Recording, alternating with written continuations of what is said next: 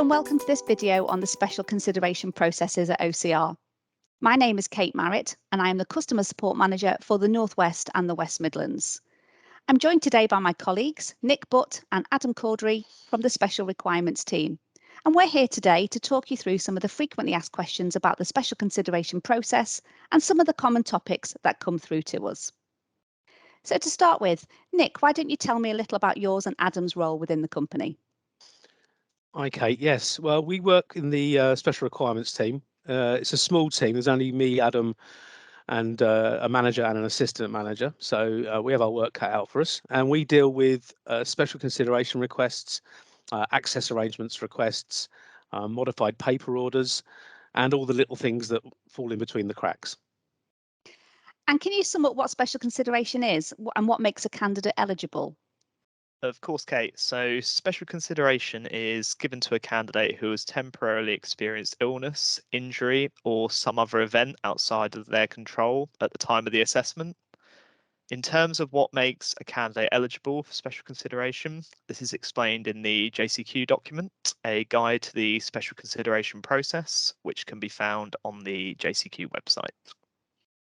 Yeah, and I find that many people want to know how many marks that you get for special consideration. I think it's important maybe to clarify that it results in a relatively minor adjustment to the mark of the candidate, up to 5% of the maximum mark for the question paper. So the size of the adjustment will depend on the candidate's circumstances on the day and will reflect the difficulty that they faced. Is that correct, Nick? That's right, Kate. Yeah, it's a limited measure. 5% is the maximum, which is for most extreme cases, such as terminal illness or bereavement of a close family member. And it goes right down to 1% for sort of administrative issues on the day of the examination. It's important to point out, though, that it's not always going to result in a grade change because of the added marks aren't a significant proportion.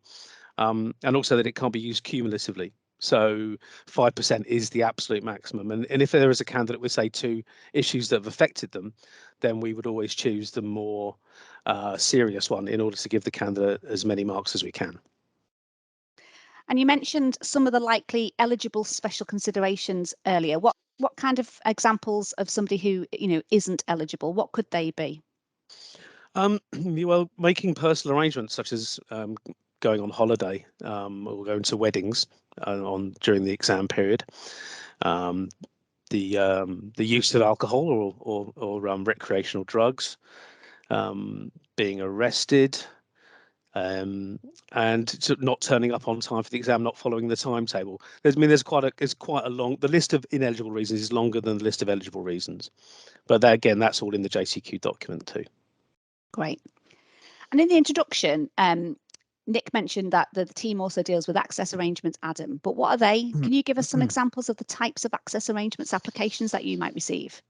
Of course, yeah. So access arrangements are agreed before an assessment, and so they allow candidates with specific needs, such as special educational needs, disabilities, or temporary injuries, to be able to access the assessment, and enables candidates to be able to show what they know and what they can do, but without changing the actual demands of the assessment. In terms of the differences between access arrangements and special consideration, access arrangements are put in place prior to an assessment, whereas special consideration is a post-assessment adjustment. I think that's the important distinction between the two.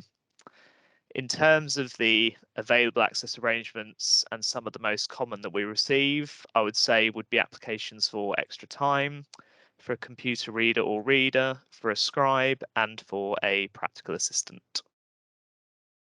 And now we know about the process and the eligibility. Let's look at maybe some examples which might come through to your team. So if a candidate was to lose or damage their coursework, are there any options for special consideration? So the first point on this, Kate, I guess, is that if the coursework has been lost or damaged through candidate negligence, then there is nothing that we can do from a special consideration perspective.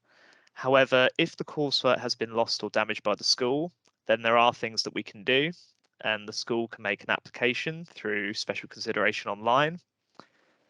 Any loss or damage coursework can be marked, partly marked or not marked before it was lost.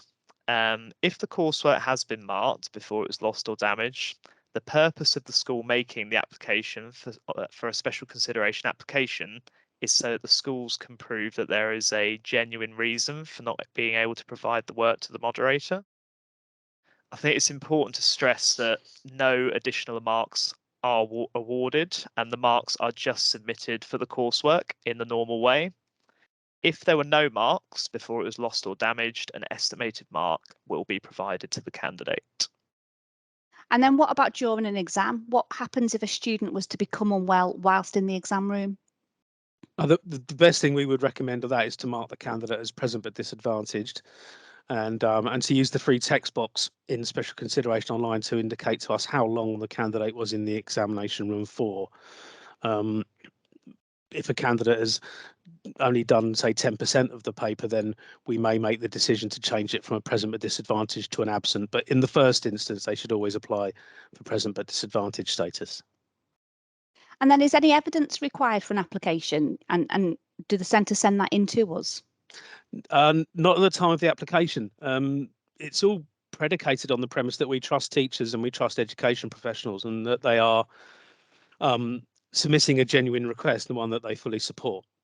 Centres should always keep evidence on file, however, because it may get called for either by an inspector or by us further down the line. And I guess if there was an incident during the exam, could a centre use their invigilation log as evidence? Yes, they could. Yeah, I mean, we have seen some interesting ones in the past, such as a pigeon in the exam room, which was caused a minor disturbance. Things like building works. If it happens in the exam room and it's in the log, then sure, it can be used as evidence to support an application, but they don't need to provide it at the time they apply. Well, thank you both. That was a really useful insight into the process and also the work of your team.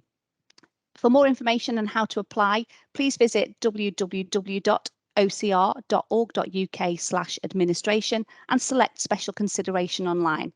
And how do customers get in touch with you? Can they contact you directly? They can, yes. They can email us at srteam@ocr.org.uk. We also have a direct phone line, which is 01223 55 2505. That's great. Thanks for listening. All the best from everybody here at OCR.